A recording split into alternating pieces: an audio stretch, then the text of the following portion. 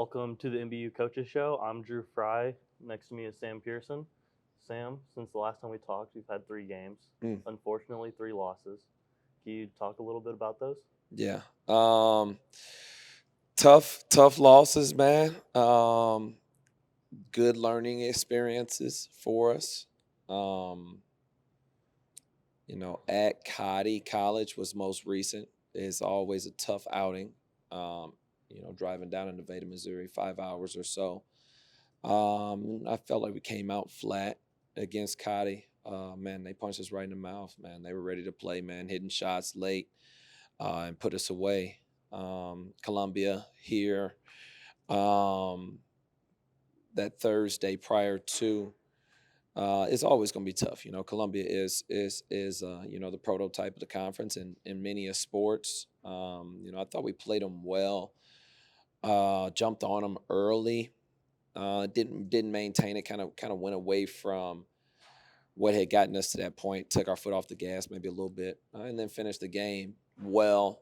And then also Pharmacy was that past Tuesday, man. Who, obviously they got the best scorer in all the college basketball. We held her in check, but let the shooters in Allenack and Matthews get going. So, man, couple of tough losses, but also some experiences for us to learn, find ourselves a little bit critique ourselves and figure out what areas we can improve in. So yeah, it sucks, not coming up empty handed, but also I like to think that we got a better sense of ourselves moving forward, and hopefully we'll be able to build on it a little bit.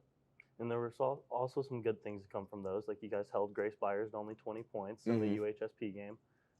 Sophia Horton had 28 in the Columbia game and 17 in the Cotty game, so it hmm wasn't all bad. Yeah, no doubt, no doubt. Yeah, man, there's good things, and I think even in our losses, we are gradually getting better. I like to think with 13 games left here, we'll be able to rattle off a couple of victories. But again, we got to continue to get better as a unit. I got to get better in play calling down the stretch, especially. But we're figuring things out. And again, I think our best basketball is still yet to be played. Man. Yeah. So coming off of a stretch like that, with more games coming up, you got 2 this week. What's your message to the team? Stay locked in, man. Stay locked in. Continue to believe in the process. Continue to believe in our day to day and our preparation. We kind of had a powwow yesterday. That I thought was very beneficial. We got a lot of points and a lot of different you know thoughts and concerns. Questions and comments. That all needed to be said. So, I think that we're going to take this thing one game at a time with Harris Stowe at Stowe tomorrow. Stowe's always going to be a rowdy place to play, man. Tough place to play. They play with a lot of energy. And then Hannibal LaGrange here on Saturday night. 2 very winnable games, but we got to be at our best. Again, most teams in the conference now look at Missouri Baptist on their schedule and they think that it's a win, but we know what we're capable of. We know what kind of group we have. And so, man, we'll be ready. We'll be ready to play come tomorrow night at Harris Stowe. So game tomorrow. What's your game plan for that one? To be us, man. To be us. To find our footing. To be who we want to be. Guard how we want to guard. Share it how we want to share it. Goods for greats. Work inside out. Kaylee Lynch has been awesome as of late. We got to continue to go to her. And guard the basketball, man. Guard the basketball and rebound it, man. So in a very fundamental aspect of basketball is defending, rebounding, and then you got to go down and score the ball. That's very foundation principles of ball. And we, as of late, we haven't been doing any of that above average. So hopefully we'll be able to pick up our slack in those areas, guarding it, rebounding it, scoring it, and play good team basketball, man. Get us a victory. And you guys got Hannibal LaGrange here on Saturday. hmm After that, not very many home games for a while. Yeah. What's it mean to play here against on the road? Yeah. Oh man. Well, this is our comfort zone. Obviously our rims. We know the court. We know the preparation that it takes here. To not have to travel. Um, for instance, we go to Arkansas the following week. To not have to travel those 5 hours, 5.5 hours to Conway and Walnut Ridge. Allows us to focus in a little better. But also on the road takes away from the distractions of home.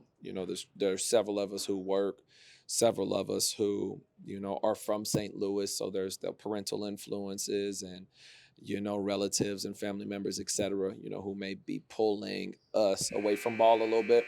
So it comes with its perks. Being at home for sure. We got a goal moving forward to protect home court.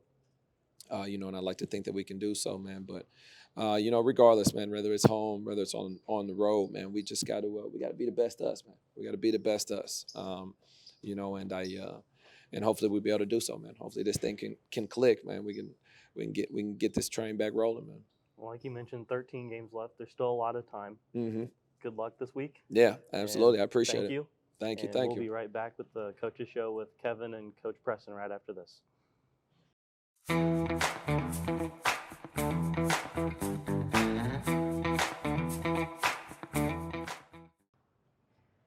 Welcome back to the Coaches Show. I'm Kevin Paulus, Preston Ingram alongside. And Coach, let's talk a little bit about the week that was for your team. Let's start with the Columbia game. I know that was a little frustrating for you, for the fans, for everyone. Leading by 10 at half, couldn't make it stick in the second half, and you drop a 6-point decision. Yeah, it's unfortunate. It's having a 16-point swing happen like that in the second half. I thought that our motion just wasn't quite where it needed to be, especially in a big rivalry game like that. It's such a big game, and there's a lot of stuff that goes along with the game, and like when you play in a game like that, that's where both teams have to approach it in a certain way, and knowing that the game can go either way, and it's unfortunate, that we end up losing the game, but when you're playing a game like that, it's a big game. It's a Duke versus North Carolina type of atmosphere, and both institutions are highly respected, and the exact same thing with the programs, and it's a fun game to be a part of. And an unfortunate part of it is we didn't make it fun on our end by our emotion that we carried, and just kind of how we wanted to go and finish the game. I thought we pretty much controlled the game, but I never felt easy with it just because of our emotion. So, but nonetheless, though, we lost to a really good team, and now we got to fight to get back up to the top. Yeah, we kind of talked about this, and just my sort of perspective on it. I at least was hoping you talk about the emotion of the game. Almost all of your team, except for 6 guys, sat out the game before, came back. Yeah. This whole thing. I got your back. We play Columbia, and then they just kind of fell flat. It was a little disappointing the way that the team came out, maybe emotionally, for that game. Well, with no question about it, and that's a disappointment, majorly. I also think that it all threw us for a curveball, and I thought that played into our feelings too much, and that's where we got to be better as young men, is not letting something affect us, but instead kind of motivate us. Now, the also thing about that also too that makes it concerning is here after next weekend, we go a week, we play one game, we go a week, we play one game, we go a week, and we play 2 games. And I'm worried about that because of the fact of how are we going to be able to handle that and keep our motivation when you're not playing multiple games in a week. Right. That's going to be tough. And then once you get back with that, it's 3 games in 1 week. And that's idiotic to me on how the schedule's set up. But like at the exact same time, though, it is what it is, and it's something we're going to be able to overcome because it's going to be part of the problem that we're going to be able to face at some point. Yeah, we'll talk about the upcoming schedule in a minute, but let's talk. You and I just talked last night, actually. Yep. The HLG game, kind of a good bounce back. Obviously, HLG a little bit not maybe of the caliber of Columbia, and so you get a win. Pretty good one. I know you weren't entirely happy with the way the team played, but a Yeah. pretty comfortable win over HLG. Yeah, and really, any win in conference play, I think it's going to be a really good win. Right. And right now, obviously, last night they didn't have 2 or 3 of their top players. Right. They was kind of shorthanded. We was a little shorthanded without having Moosh and Evan and Preston Fortner and even Alex Gager. But nonetheless, though, the thing that we did is like in my pregame speech had nothing to do with basketball. My postgame speech had nothing to do with basketball. You kind of took this whole military approach about how they cover their brother 6, but also understand what their 3 and 9's about. And whenever the military, I'm a big military guy, and I love the way that they do their team concept. And they talk about the ultimate sacrifice, and that's obviously a whole entire different spell than it would be for basketball terms. But in their sacrifice, though, is that they are their brother's keeper, and they're going to make sure they do whatever it is to be able to serve and protect their brother. And the exact same thing, I think, is true for us. And for us right now, we got to be able to serve better, and we got to be able to have caring better and protection better. And if we do those things, then I like our chances even that much more. But right now, we got to be able to have a caring aspect to us. And that's kind of where I think that it's hopefully we get that figured out in the next week or two that'll help us out. Yeah. Let's talk a little bit. You mentioned a little bit about the health of the team, specifically, Evan, just a nasty fall and, his issues. Any idea how long he might be out? I know Moosh missed last night. So just generally, as you finish up, the first time through your conference schedule, how are you doing health-wise? Not good. Evan right now is in a return to play for his concussion. Right. But he did re-injure his wrist, which was causing him during the fall too, during the wasn't fall, it? Like it all happened. And it's been hurting him ever since the St. Ambrose game at St. Ambrose when he fell up there. Moosh is sick, but he also re-injured another finger with a gooseneck fracture, so that's going to be interesting on how he's going to be able to take that and do that. Keon's been fighting. He's got a hip thing. Well, he's got a hip and he's got a shoulder and he's got a wrist injury, and so he's pretty banged up and he's been fighting through. I mean, he's a little warrior as it is anyway, and so he's been fighting nonstop with stuff. Preston has a partial torn meniscus in his knee. He just went and got a cortisone shot in his knee, and so he's trying to get back off of that stuff. And and then we got some other knickknacks. Damari's still trying to get back with his knee situation, and Sterling's been fighting a hip injury all year, and so we can go down the list, but regardless of the fact, the good thing of it is that we've had guys step up, and that kind of goes back to this caring factor of that we got to be able to continue. That's own exact thing is that regardless of 1 or 2 guys are down, and last night we tried to keep Keon on a minute restriction. So he didn't really play a whole lot last night, which was kind of planned on that part to play him at 10 or less. Is that we got to be able to kind of still equal the balance in that stuff. And that's where I think we got to be able to get better at. Nico's obviously holding a big hold. Nico's been playing it really well. Nico was also out with a major ankle injury that we thought could have been, the year. Ended a season. And so we go and now we're trying to find out what we are about, and I think that's kind of played with a little bit of our mental and our camaraderie-ship of how we want to be able to do stuff. And so we got to be able to overcome some different things in that part, but nonetheless, though, we're going to have enough to be able to put on the floor. And whoever we're playing is not going to care. They're going to come at us the entire time, and we know what the target is always going to be, and we're still trying to fight for the top spot in the AMC. Yeah, just quickly, I know a player that you were high on when the season started, we haven't seen a lot of, but he got a lot of minutes last night, was Cortland Soule. It was good to see him get out there. I think he played everyone that dressed last night, but he got some good minutes and really flashed a few things last night. Yeah, it's good, and he's been he's been another one also too I can talk about that's been injured. He's in sick multiple different times, and he's a guy that is very dynamic, and and it's good to be able to give him some minutes, be able to kind of get hopefully his confidence kind of going again, and see, because there's some different things I think he can provide for us, scoring wise, ball handling wise, defensively, and doing some different stuff in that aspect and that part. So it was nice when Preston Fortner was out last night, to get him in some games because we're going to need him at some point down the line. Exactly. And him and Nick both, be able to get quality minutes from last night.